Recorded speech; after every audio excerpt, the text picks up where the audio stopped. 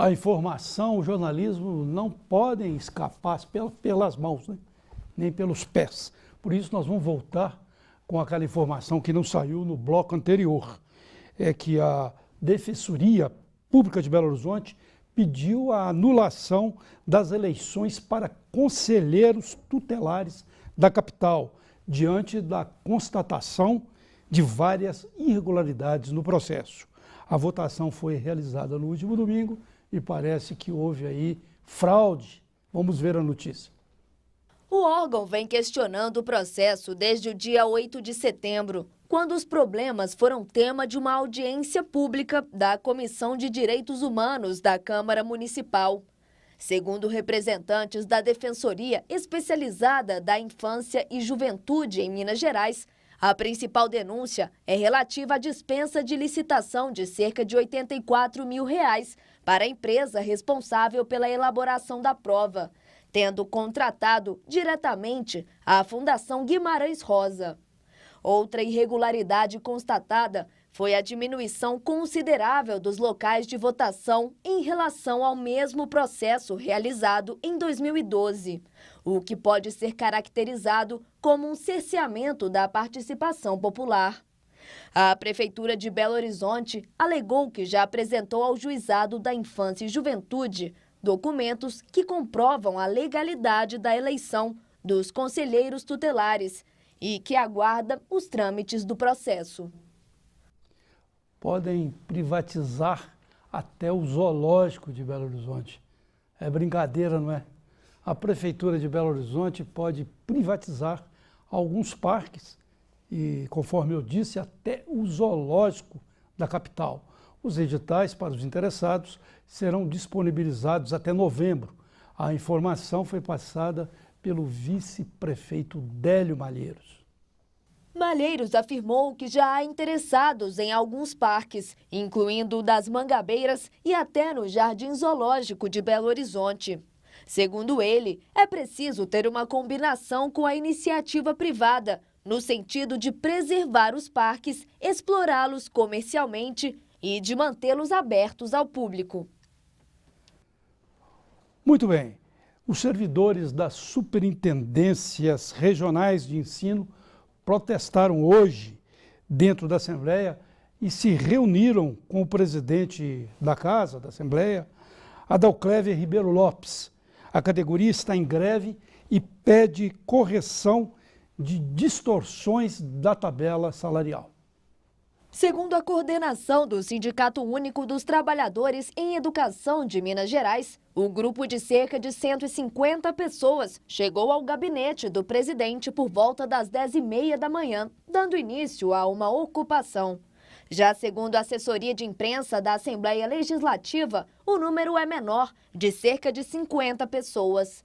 Em nota, a coordenação geral do sindicato afirma que não há previsão para deixar o local e que a ocupação vai acontecer enquanto não houver proposta efetiva do governo para a categoria, que está em greve desde o dia 27 de julho.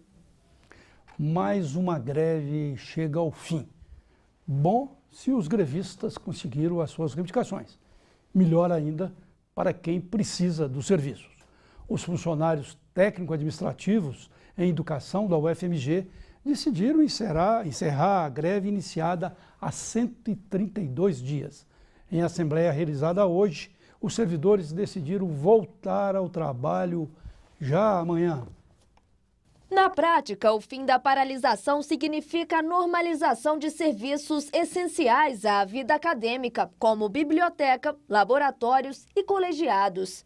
Os técnicos administrativos concordaram com o acordo fechado com o governo federal, que garantirá a recomposição de 10,5% no salário. O percentual será em 2 vezes, 5,5% em 2016 e 5% em 2017. Os servidores pleiteavam um reajuste de 27,3% no piso da tabela, considerando as perdas de janeiro de 2011 a julho de 2016. Muito bem. O uso de aplicativos e novas tecnologias tem transformado as salas de aula. As metodologias inovadoras deixam as aulas mais atrativas para os estudantes e combatem o maior vilão do ensino, a evasão escolar. Vamos conversar agora sobre o assunto com Sônia Carla, professora de mídias, né? Mídias digitais. Mídias Isso. digitais. E qual colégio? Colégio ICJ. Eu estou primeiro pegando a sua área, mas tenho de cumprimentá-la também, né? Boa noite. Boa noite. Um prazer recebê-la aqui no Redação. E esse grande inimigo da educação no Brasil, que é a evasão escolar. O trabalho com mídia, o jovem gosta muito de tecnologia, de áreas digitais. Isso tem ajudado a impedir um pouco, assustar essa invasão? Sim. Na verdade, a mídia digital foi implantada no Colégio ICJ esse ano. O Colégio ICJ tem grande preocupação com o aprendizado completo do aluno, então foi implantado no 9º e no 1º ano do ensino médio. São jogos, é uma extensão da mente inovadora, são jogos digitais dentro da sala de aula. Então o aluno senta com um colega, em dupla, eu tenho um tablet e coordeno toda a aula. Então começa a aula com um assunto. Por exemplo, agora a gente está em tomada de decisão, que é extremamente importante para o ensino médio, quando o menino vai ter que escolher uma faculdade. E aí a gente começa com um assunto, os meninos opinam e a partir disso vem o jogo. O jogo no tablet, que é uma ferramenta extremamente importante e que eles gostam e é da geração deles. Então eles jogam no tablet, além de vídeos, de informações, e depois disso é feita uma discussão a favor do aprendizado do aluno. Quer dizer que os gazeteiros agora se prendem mais à aula para aprender novas tecnologias. Eles gostam. Acho interessante você falar assim, sabe? Os meninos, né? Que são os nossos modo meninos. de falar, né? Nunca cresce. Mas são, em geral, alunos já indo para 15, as universidades. 16. A gente tem o 9º, que é 14 anos, e 15, 16, que é o ensino médio. Né? E aí essas mídias, o que mais eles se atraem para essas mídias digitais? São jogos de raciocínio lógico. Eu sou professora de matemática, então tem muito a ver o raciocínio lógico com esses jogos. No final de cada semestre, os nossos alunos do ensino médio fazem uma prova online que demonstra se eles estão aplicando bem os jogos e se eles conseguem um raciocínio lógico que a gente precisa para o Enem. Na verdade, o nosso resultado foi ótimo, foi 90%. Eles mostraram... 90% em que sentido? 90% da prova eles acertaram. Sim. Então, eles demonstraram ter um raciocínio lógico, a criar estratégias para resolver problemas do cotidiano, problemas relacionados à matemática, problemas relacionados a outras provas, não só de matemática. Você disse que isso foi criado lá na sua escola há cerca de um ano, né? Sim. Cerca de um ano. E há comprovação, assim, estatística, de que essa evasão, que era maior anteriormente a essa implantação?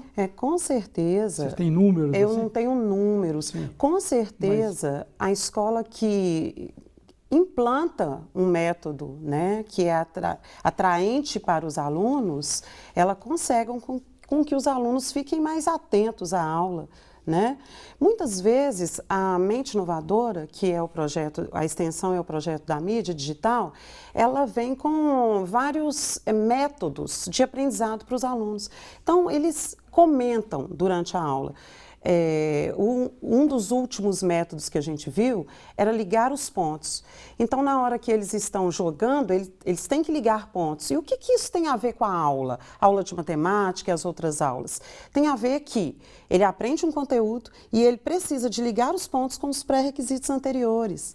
Então, ele cria estratégia, ele vai moldando o aluno, aquele pensamento que ele tem durante o jogo, ele leva para a hora da prova, para a hora, né, de um problema que ele precisa de resolver. É isso. Sônia, você disse que é professora de matemática. Sim. Veio aqui à minha cabeça o seguinte, que matemática sempre foi considerada essa área sempre foi considerada a grande vilã do ensino, né? Principalmente do ensino médio, né? Os alunos corriam feito o diabo da cruz da matemática, tinham medo da matemática, não se envolviam de uma maneira decisiva com matemática, a não ser a exceção daqueles que tinham um projeto naquela área, né? Um projeto naquela área. Hoje, com essas novas tecnologias, até a matemática está se tornando mais palatável, mais claro, aceita. Sim. Agora, a matemática, é claro que ela precisa que o aluno tenha habilidade para essa área, né? Nem todo mundo tem habilidade para a área exata. Mas eu ando percebendo que o aluno de hoje, ele tem mais dificuldade, às vezes, em conteúdo que ele tem que fazer inferência do que na matemática. A matemática é muito lógica. Então, quando o aluno concentra, quando o aluno presta atenção no que a gente está explicando, ele consegue sim, eu tenho bons resultados. Então, uma maior atração para a matemática a partir de jogos tecnológicos. Com certeza, com certeza. É bom, né, que isso aí afasta um pouco esse fantasma, né? Isso. E vão se formar cidadãos diferentes, assim, do meu caso, assim, que acho sempre que 2 e 2 dá 5. Mas no sentido desse tipo de aula que vocês têm dado lá, quais outras conquistas têm sido encontradas? Então vamos falar uma recente, que é da robótica. Não sou eu que ministro a aula de robótica. Algo que cheira ao futuro, né? Isso. Tem um jeito de futuro. Quem ministra a aula de robótica no nosso colégio é outra professora de matemática, professora Clara. Mas os nossos alunos foram para São João del Rei há 2 semanas ou 1 semana atrás para uma Olimpíada e foram os vencedores. E agora a gente vai para a próxima, que se não me engano é em Uberlândia. Acho que eu não tenho muita certeza. A aula de robótica ensina o manuseio, ensina a ideia, a construção? A aula de robótica é um laboratório de física, né? Então, o que o menino aprende na física, ele visualiza na construção do robô, no planejamento. Então, o nosso aluno, ele planeja o que vai ser feito na aula. Então, primeiro, ele provavelmente tem um conteúdo, tem a teoria da física e o nosso laboratório de robótica complementa essa aula. Realmente deve ser algo muito atrativo, né? Muito atrativo. Assim, eles amam. Um pensamento no futuro, né? No futuro que dizem que a robótica vai dominar todos os setores da sociedade. Sim. Hoje já tem carros aí que andam sozinhos praticamente, né? Eu estava lendo que lá em Tóquio já vai começar a circular daqui a 5 anos. Sim. Carros tudo sem robótica. motoristas. E até mesmo na casa tudo está mudando, nos lares, né? Embora a maioria das pessoas precisa de um teto, né? Uma boa parte da humanidade. Com certeza. E não de um robozinho lá dentro de casa. Para isso precisa estudar, né? Eles precisam estudar. Sem dúvida. Eu lhe agradeço muito pelas suas informações. Uma boa noite, muito obrigado. Boa noite. E o Redação volta daqui a pouquinho com mais informação, mais debates, jornalismo.